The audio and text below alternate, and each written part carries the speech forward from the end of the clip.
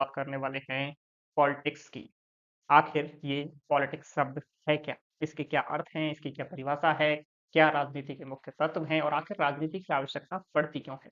अगर आपने मेरे इस चैनल को अब तक सब्सक्राइब नहीं किया है, तो इसे सब्सक्राइब कर लें, बेल आइकन को प्रेस कर लें, जिससे आपको ऐसे ही इम्पोर्टेंट वीडियो आने वाले समय में मिलते रहें, बिना किसी रुकावट के। तो चलिए शुरू करते हैं कि आखिर ये पॉलिटिक्स होती क्या है? देखिए, पॉलिटिक्स क्या होती है, इसके लिए सबसे पहले आपको एक क्वेश्चन समझना है और क्वेश्चन ये है कि आखिर लोग समूह क्यों बनाते हैं? लोगों को समूहों की क्या आवश्यकता पड़ती है? आपने अपने आस-पास बहुत सारे समूह देखे होंगे, मज़दूरों के समूह, वकीलों के समूह, टीचर्स के समूह। जब आप टीचर बन जाएँगे, तो आप एक टीचर से के समूह से जुड़ जाएँगे, तो वह समूह क्यों बना है? आखिर समूहों की क्या आवश्यकता है? क्या अकेला एक व्यक्ति सर्वाइव नहीं कर सकता? क्या व्यक्ति समूह में ही सर्वाइव कर सकता है? तो जानते हैं सबसे पहले कि लोग समूह क्यों बनाते हैं। देखिए, लोगों की कुछ इच्छाएँ होती हैं, कुछ आवश्यकताएँ होती हैं। इन इच्छा और आवश्यकताओं की पूर्ति के लिए लोग संगठित होते हैं और एक-दूसरे के निकट आते हैं। तो सवाल ये उठता है कि कौन से लोग निकट आएँगे? देखिए, सब लोग तो निकट आ नहीं सकते। अगर सभी लोग मिलकर एक ही समूह बना लेंगे, तो ऐसा तो हो नहीं सकता, क्योंकि हमारे सामने हम देखते हैं कि बहुत सारे अलग-अलग, डिफरेंट-डिफरेंट टाइप के समूह बने हुए हैं। मज़दूरों के अलग समूह हैं, व्यवसायियों के अलग समूह हैं, वकीलों के अलग समूह हैं, टीचर्स के अलग समूह हैं, इंजीनियर्स के अलग समूह। तो यह जो किसानों के अलग समूह, तो ये जो अलग-अलग समूह बने हैं, यह किन आधारों पे बने हैं? इनका आधार क्या है? तो इनका आधार है सिंपल एक ही आधार है और वह है सेल्फ इंटरेस्ट। सेल्फ इंटरेस्ट क्या होता है? सेल्फ इंटरेस्ट होता है अपने निजी हित, अपनी कुछ इच्छाएँ, अपनी कुछ आवश्यकताएँ और यह इच्छाएँ, यह आवश्यकताएँ ही व्यक्ति को मजबूर करते हैं समूह बनाने का, वर्ग बनाने के लिए। तो ये जो समूह और वर्ग हैं, यह अपनी इच्छाओं को और आवश्यकताओं को पूर्ति करने के लिए बनते हैं। इतना आपको समझ में आ गया। अगर आप किसी समूह की सदस्यता लेंगे, तो आप इसलिए लेंगे क्योंकि आपके कुछ समूह से जुड़े हुए जो हित हैं, वह आपके भी हित हैं। मान लीजिए आप टीचर हैं, तो जो टीचरों का समूह है, वह उन हितों की चर्चा करता है जो आपके भी हित हैं। मतलब आपके हित और टीचर्स के ग्रुप के हित एक जैसे हैं, तब आप उस टीचर्स के ग्रुप में जाएँगे। अगर आप एक वकील हैं, तो आपके हित और वकीलों के ग्रुप के हित जो भी हैं, वह एक जैसे हैं, इसलिए आप उस ग्रुप में जाएँगे। तो कुल मिला के बात ये है कि अपनी इच्छाओं की पूर्ति के लिए हम अपनी आवश्यकताओं की पूर्ति के लिए हम ग्रुप बनाते हैं। दूसरा सवाल ये आता है कि क्या सभी समूहों की आवश्यकताएँ, इच्छाएँ एक जैसी हो सकती हैं? बिल्कुल नहीं हो सकती। देखिए, सभी समूहों की आवश्यकताएँ अगर एक जैसी होंगी, तो फिर अलग-अलग समूह बनाने की आवश्यकता आखिर क्यों पड़ी? हमने अलग-अलग समूह इसीलिए तो बनाए हैं, क्योंकि हमारी आवश्यकताएँ भिन्न हैं, हमारी इच्छाएँ भिन्न हैं, हमारे हित भिन्न हैं। एक मज़दूर के हित अलग हैं, एक व्यवसायी के हित अलग हैं, एक टीचर के हित अलग हैं, एक वकील के हित अलग हैं, एक किसान के हित अलग हैं, तभी तो हमने अलग-अलग समूह बनाए हैं। तो यह बात बिल्कुल सही नहीं है कि सभी की इच्छाएँ और एक आवश्यकताएँ एक जैसी होती हैं, बिल्कुल नहीं होती। सभी समूह की आवश्यकताएँ, इच्छाएँ, सेल्फ इंटरेस्ट अलग-अलग होते हैं। तो अब तीसरा क्वेश्चन क्या आता है? तीसरा क्वेश्चन आता है कि राजनीति की क्या अनिवार्यता है? देखिए, एक विचारक हुए हैं, वो विचारक क्विंसी राइट। क्विंसी राइट ने एक परिभाषा दी है, एक परिभाषा हम यहाँ पर देखते हैं कि राजनीति एक ऐसी कला है, जिसके द्वारा प्रत्येक दूसरे समूहों पर किसी तरह से नियंत्रण रखकर अपने हितों को निरंतर आगे बढ़ाने का प्रयास करता रहता है। मतलब ये कि एक समूह है और वह दूसरे समूह पर नियंत्रण रखकर अपने हितों को निरंतर आगे बढ़ाने का क्या करता है? प्रयास करता है। अब एक समूह दूसरे समूह पर नियंत्रण क्यों रखता है? आखिर उसकी क्या आवश्यकता है नियंत्रण रखने की एक समूह की दूसरे समूह पे? देखिए, 2 समूह हैं और दोनों के हित और आवश्यकताएँ अलग-अलग हैं, इतना तो आपको समझ में आ गया होगा। अब एक समूह के हित दूसरे समूह के हित से अलग हैं, तो इन दोनों समूहों में प्रतिस्पर्धा होगी। क्या होगी? प्रतिस्पर्धा। प्रतिस्पर्धा किस चीज़ की होगी? अपनी-अपनी आवश्यकताओं, इच्छाओं को पूरी करने की। ठीक है? अब कौन-सा जो समूह है, वह दूसरे समूह के साथ इस तरह के संबंध स्थापित करने का प्रयास करेगा, जिससे उसके जो हित हैं, वह अधिक से अधिक पूरे हो सकें। एक ग्रुप दूसरे ग्रुप से इस प्रकार के संबंध स्थापित करना चाहेगा, जिससे उसकी इच्छाएँ, उसकी आवश्यकताएँ, उसकी सेल्फ इंटरेस्ट अधिक से अधिक पूरे हो सकें। इसके लिए वह एक ग्रुप दूसरे ग्रुप पर नियंत्रण रखने के प्रयास करेगा कि यह ग्रुप मेरे नियंत्रण में रहना चाहिए, जिससे मैं अपने हितों को लगातार आगे बढ़ाता रहूँ। तो वह ये जो नियंत्रण रखता है, एक ग्रुप दूसरे ग्रुप पर, इसके लिए वह राजनीति का सहारा लेता है। इसको पॉलिटिक्स बोला जाता है। तो पॉलिटिक्स के लिए 3 चीज़ें अनिवार्य होनी चाहिए। पहली चीज़ पहली चीज़ तो है कि समूहों का अस्तित्व होना चाहिए। बहुत सारे समूह अस्तित्व में होने चाहिए राजनीति के लिए, पहली चीज़। क्योंकि बहुत सारे समूह अगर उपस्थित होंगे तभी उनके बीच में राजनीति हो सकती है। एक अकेले समूह में राजनीति नहीं हो सकती। मैंने कहा एक अकेला व्यक्ति कभी राजनीति नहीं कर सकता। समूह होने चाहिए बहुत सारे और फिर उनके बीच में राजनीति हो सकती है। क्योंकि अगर एक ही समूह होगा, तो एक अकेले समूह के हितों में टकराव नहीं हो सकता। क्योंकि एक अकेले समूह के हित किसके हितों से टकराएँगे? एक समूह के हित किसी दूसरे समूह के हितों से तो टकरा सकते हैं। तो अगर कोई समूह अकेला होगा तो उसके हित किसी से नहीं टकराएँगे और वहाँ राजनीति अस्तित्व में नहीं आएगी। अस्तित्व में राजनीति तभी आ सकती है जब 2 समूह हों और दोनों के हित आपस में टकराएँ।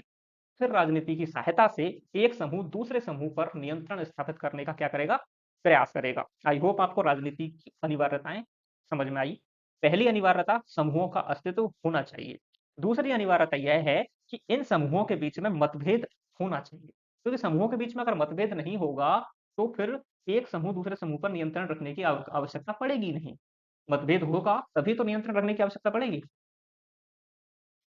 और तीसरी अनिवार्यता ये है कि एक समूह द्वारा दूसरे के कार्यों पर नियंत्रण करने का प्रयत्न होना चाहिए। यदि मान लीजिए एक समूह दूसरे समूह के कार्यों को नियंत्रित करने का प्रयत्न ही नहीं कर रहा, तो वह राजनीति कर ही नहीं रहा।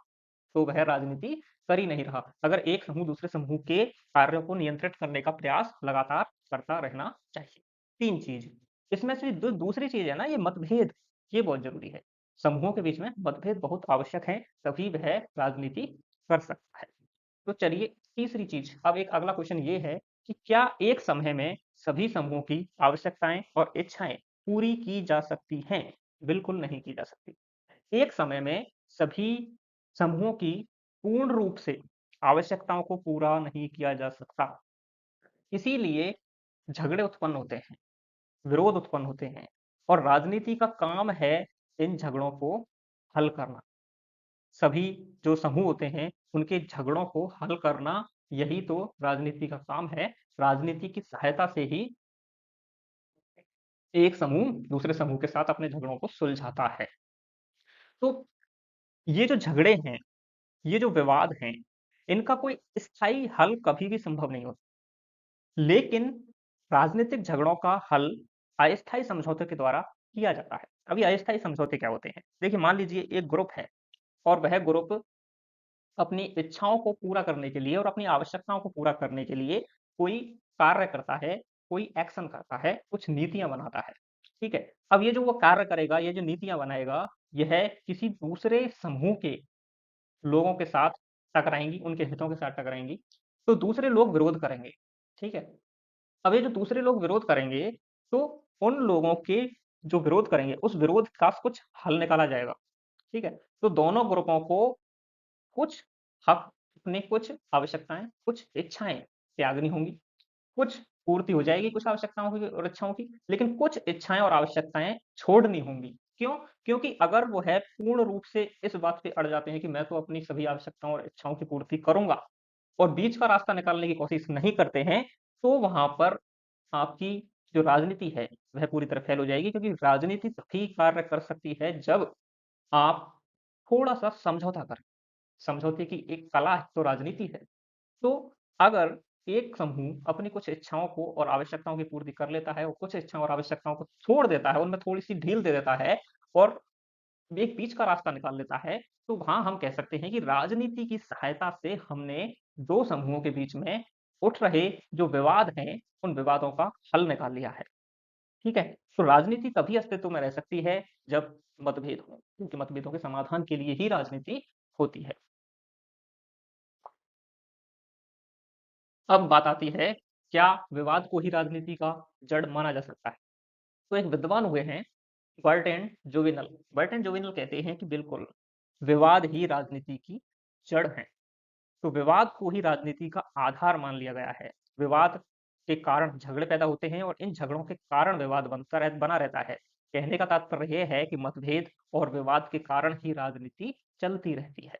परंतु मतभेद इतना नहीं होना चाहिए जितना कि सहयोग की संभावना समाप्त हो जाए। मैंने कहा ना कि मतभेद होगा तब राजनीति आएगी और फिर सहयोग राजनीति करवाएगी।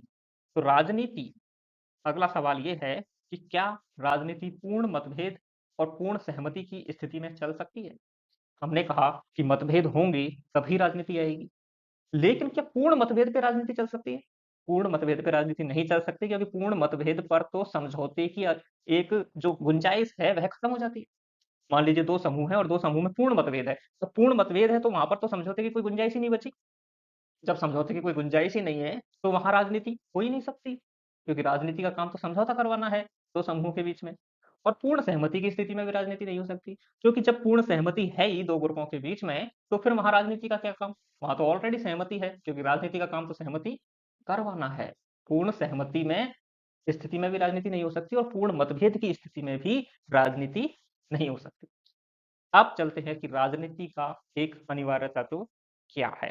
देखिए, हमने क्या करवाया है, पूर्ण सहमति करवाई है और पूर्ण सहमति और पूर्ण मतभेद की स्थिति में राजनीति नहीं चल सकती, हमने ये पढ़ा है। और ये जो दल हैं, ये आपस में एक मध्यवर्ती स्थिति में होने चाहिए। एक दल दूसरे दल दल मतलब समूह, यहाँ समूह ही दल है। तो एक दल दूसरे दल की जो नीति और कार्य हैं, उनको प्रभावित और नियंत्रित करने का प्रयास करते हैं। अब एक दल दूसरे दल की नीति को नियंत्रित और प्रभावित करने का जो प्रयास करते हैं, यह किसके माध्यम से करते हैं? किसके माध्यम से करते हैं? यह करते हैं पावर के माध्यम से, शक्ति के माध्यम से।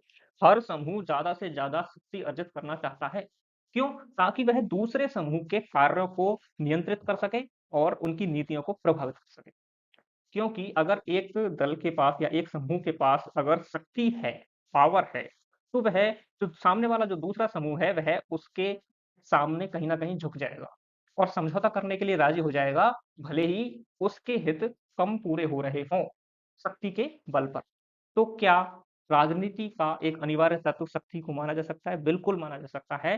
शक्ति राजनीति का एक अनिवार्य तत्व है, क्योंकि दूसरों की नीतियों पर नियंत्रण रखना राजनीति का मूल अर्थ है कि शक्ति के बिना दूसरों की नीतियों को नियंत्रण नहीं किया जा सकता। अगर आपको दूसरों की नीतियों पर नियंत्रण रखना है, तो आपको शक्ति की आवश्यकता पड़ेगी ही पड़ेगी। तो शक्ति क्या है? शक्ति एक साधन है। शक्ति हमारी ज़रूरतों को, हमारी इच्छाओं को पूरा करने का एक साधन है और इस साधन का इसके साध्य से गहरा संबंध है। साध्य क्या है? साध्य है हमारी इच्छाओं को, हमारी आवश्यकताओं को पूरा करना, हमारे सेल्फ इंटरेस्ट को पूरा करना। तो एक समूह अपनी आवश्यकताओं, इच्छाओं को पूरा करने के लिए अधिक से अधिक शक्ति गेन करने का क्या करता है? प्रयास करता है, ताकि वह दूसरे समूहों पर हावी हो सके। तो शक्ति राजनीति का एक अनिवार्य तत्व है। अब क्या शक्ति संचय करना राजनीति का लक्ष्य है? क्योंकि जो राजनीति के जो ग्रुप हैं, वह अपनी आवश्यकताओं और इच्छाओं की पूर्ति करने के लिए शक्ति को साधन की तरह यूज़ करते हैं। लेकिन होता क्या है, यह शक्ति संचय एक लक्ष्य बन जाता है।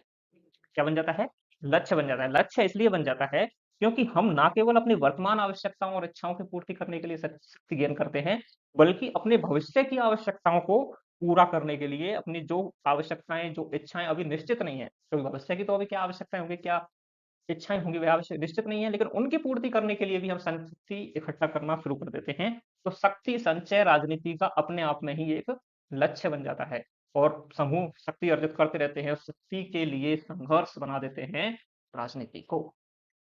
राजनीति को शक्ति संघर्ष और सत्ता संघर्ष के लिए राजनीति होने लग जाती है और आज के समय में राजनीति शक्ति के लिए संघर्ष, सत्ता के लिए संघर्ष के रूप में ही देखी जा सकती है। आप देख सकते हैं। अब ओवरऑल राजनीति को हम समराइज़ करते हैं। देखिए, व्यक्ति है, व्यक्ति के कुछ इंटरेस्ट हैं, उन इंटरेस्ट को पूरा करने के लिए वह कुछ समूह के साथ जुड़ेगा, जिनके इंटरेस्ट उस व्यक्ति के इंटरेस्ट के साथ मेल खाते हों, ठीक है? अब इन इंटरेस्ट को पूरा करने के लिए एक समूह को चाहिए एक शक्ति, जिस शक्ति के आधार पर वह कि दूसरे समूहों के कार्यों को नियंत्रित कर सके, उन्हें अपने अनुसार चला सके। और एक जो दूसरे समूह हैं, वह क्योंकि उनके हित और दूसरे समूह के हित टकराते हैं, तो उनके बीच में एक समझौता कराने के लिए हमें राजनीति की आवश्यकता पड़ती है। तो राजनीति यही है, समझौते की एक कला है, मूल्यों का आधिकारिक आवंटन है, जैसा कि डेविड ईस्टर ने कहा है और किसको क्या, कितना, किस मात्रा में मिलेगा, यह राजनीति द्वारा तय किया जाता है। जिसकी राजनीति पे मजबूत पकड़ होती है, जिसके पास शक्ति संचय ज़्यादा होता है, वह अपने हक में फैसले करवा लेता है, अपने हितों के इंटरेस्ट को पूरा कर लेता है। आई होप आपको राजनीति का यह अर्थ समझ में आया होगा। नेक्स्ट वीडियो में हम अंतरराष्ट्रीय राजनीति के अर्थ को समझने का प्रयास करेंगे। तब तक के लिए धन्यवाद। Thanks for watching. ये मेरा टेलीग्राम ग्रुप है, आप इसे जॉइन कर सकते हैं। ये मेरा यूट्यूब ग्रुप है। सॉरी यूट्यूब चैनल है, आप इसे सब्सक्राइब कर सकते हैं, अपने दोस्तों के साथ शेयर कर सकते हैं और जब तक के लिए मुझे दीजिए इजाज़त। Thank you.